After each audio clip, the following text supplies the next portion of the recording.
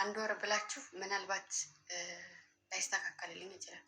ከሁለት ወር በኋላ ወይ እሱ ይመጣል ወይ ኢትዮጵያ አብረን እንሄዳለን ወይ ዱባይ አብረን ዱባይ ታዩናላችሁ።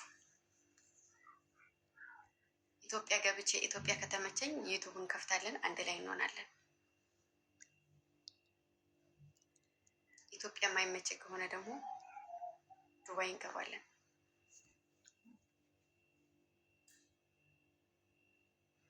እንግዲህ ያበጠባችሁም ይፈንዳላችሁ፣ ያላበጠላችሁም ይበጠላችሁ። ምንም ማድረግ አልችልም። ከማንም ከሰው ልጅ ሳይሆን ከሱ ነው የምጠብቀው። እሱም እሱን ይዞ ነው፣ እኔም እሱን ይዤ ነው የምንሄደው።